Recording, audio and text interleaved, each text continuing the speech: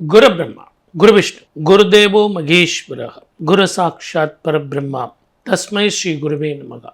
என் அன்பு next gen நேயர்கள் அனைவருக்கும் என் அன்பு வணக்கங்கள்.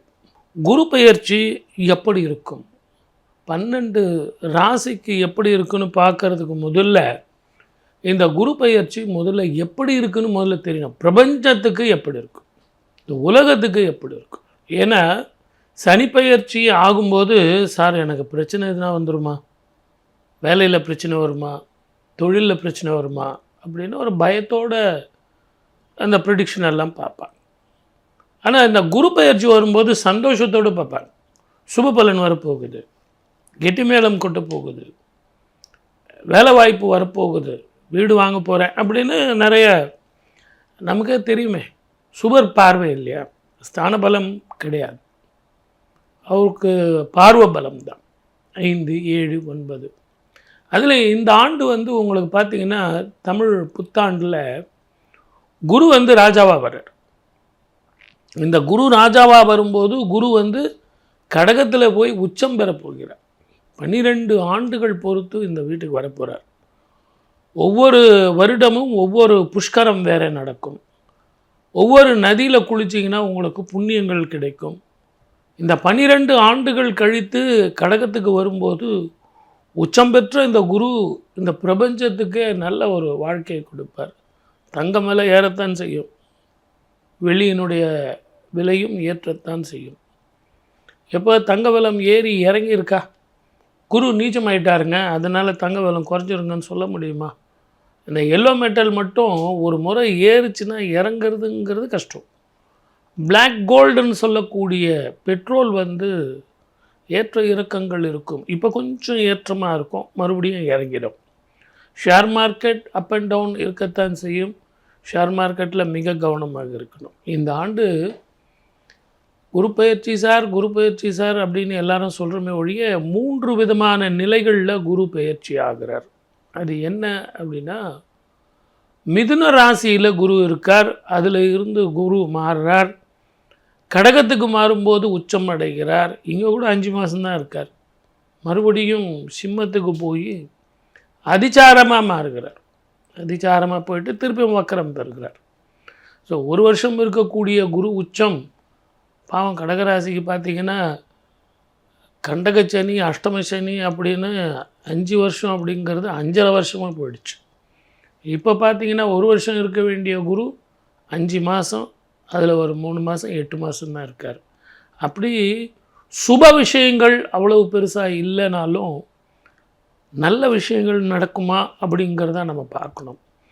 சனியும் செவ்வாயும் சேர்ந்து இருக்கிற இந்த காலகட்டத்தில் மீனத்தில் நீரினாலும் நெருப்பினாலும் இயற்கை அழிவுகளாலும் போர் பதட்டங்களாலும் பிரச்சனைகள் இருக்கத்தான் செய்யும். இதற்கு குரு பயிற்சி மாத்திரம் இல்லை, 2031 வரைக்கும் ரிஷபத்தில் சனீஸ்வரர் மாறும் காலம் வரைக்கும் இந்த அழிவுகள் இருக்கத்தான் செய்யும். அதே மாதிரி குருவனுடைய சாதகத்தினால மலை போல வர பிரச்சனைகள் பனி போல மாறும்ன்ற நம்பிக்கை நமக்கு உண்டு. அதே நேரத்தில் இந்த குருவோடு சேர்ந்து கேதுவும் இணைய போகிறார். ஞானகாரகன் 18 வருஷத்துக்கு ஒரு முறை அந்த வீட்டுக்கு வரப்போகிறார். அப்போ குருவும் கேதுவும் இணையும் காலத்தில் 12 ராசிக்காரர்களும் 27 நட்சத்திரக்காரர்களும் கண்டிப்பாக காசி, கயா, ராமேஸ்வரம் போயிட்டு பித்ருக்களுக்கு தர்ப்பணம் பண்ணுறது அப்படிங்கிறது ரொம்ப ரொம்ப விசேஷமானது. ஆகவே பொது பலன் சொல்லியிருக்கேன். இதெல்லாம் உங்களுக்கு இன்ஸ்டன்ட் ஃபுட்டு தான். உங்கள் ஜாதகத்தில் எப்படிப்பட்ட பலன்கள் நடக்கும், மகாதிசைகள் இருக்குது அப்படிங்கிறத பார்த்து குரு உங்களுக்கு பலன் தருவாரா, உச்சமா நீச்சமா, குரு தசை நடக்குதா அப்படிங்கிறத பார்த்து தான் பலன் சொல்லணும். இருந்தாலும் யூடியூப்பில் ஒரு இன்ஸ்டன்ட் ஃபுட்டு மாதிரி இந்த குரு பயிற்சி எப்படி சார் இருக்கும் அப்படிங்கிறதுனால இது கொடுத்துருக்கேன். பொது பலன் சொல்லியிருக்கேன். சர்வ ஜாக்கிரதையாக இருங்க. அதே நேரத்தில் 12 ராசிக்காரர்களுக்கு எப்படி இருக்குன்னு சொல்லிட்டு இப்போ நம்ம பார்க்கலாம். வாங்க நிகழ்ச்சிக்கு போகலாம். மகர ராசிக்காரர்களுக்கு எப்படிங்க இருக்கா? முதல்ல உங்களுக்கு 7.5 சனி முடிஞ்சு குரு பார்வை தொடங்குது. 12 வருஷங்களுக்கு ஒரு முறை மகர ராசிக்கு உச்சம் பெற்ற குரு உங்கள் ராசியை பார்க்க போகிறார். அதனால் இழந்த பொருள் சேரும்.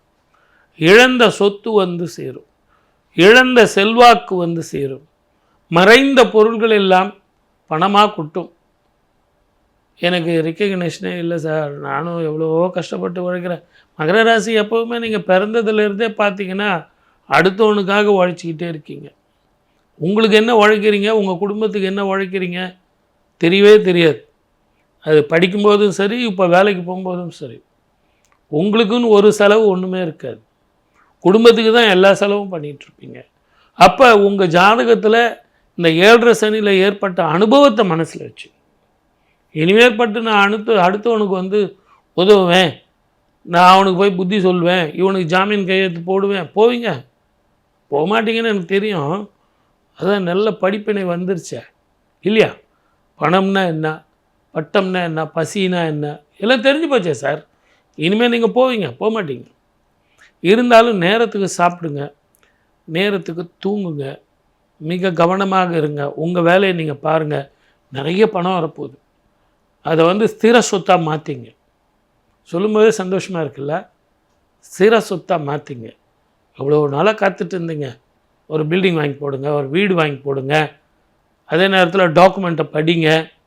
டபுள் டாக்குமெண்ட் இருக்க போகுது, அட்வொகேட் கிட்ட கொடுத்து அதை ஒழுங்காக பார்க்க சொல்லுங்கள்.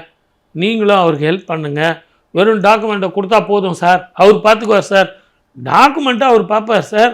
அந்த சர்வே நம்பரு, பைமாஷ் நம்பரு, அந்த டாக்குமெண்ட்டோட நம்பரு, இதெல்லாம் கார்டினேஷன் கரெக்டாக இருக்கா அப்படிங்கிறத நீங்கள் வெரிஃபை பண்ணுங்கள். பட்டாவுக்கும் இதுக்கும் ஒத்து போகுதா, அந்த பட்டா என்ன மாதிரி பட்டா அப்படிங்கிறதெல்லாம் நீங்கள் ஒரு முறைக்கு 2 முறை விசாரித்து பிறகு எடுத்து போய் அட்வொகேட் கிட்ட கொடுங்க. சார் பேங்க்கில் கூட ஓகே சொல்லிட்டாங்க சார், கொஞ்சம் அதெல்லாம் விசாரணை பண்ணுங்க. அதே மாதிரி பிஸ்னஸ் பண்ணுறவங்களுக்கு புதிய வாய்ப்புகள் வந்து கதவை தட்டும், அதனால் வருமானங்கள் கூடும். நீங்கள் ஒரே ஒரு குலதெய்வ வழிபாடும், பித்திருக்களுக்கு தர்ப்பணமும், அதே மாதிரி மூதாதையர்களுக்கு பிண்டம் கொடுக்கறது மறந்துடாதீங்க.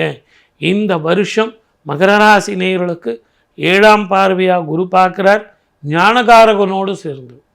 ஆகவே உங்கள் மூதாதையர்களுக்கு பிண்டம் கொடுத்துட்டு வாங்க. காசியிலையும் கயாலையும் ராமேஸ்வரத்துலையும் கொடுத்துட்டு வந்தீங்கன்னா 21 தலைமுறைக்கு அது மிகப்பெரிய புண்ணியம். வாழ்க வளமுடன். All the best.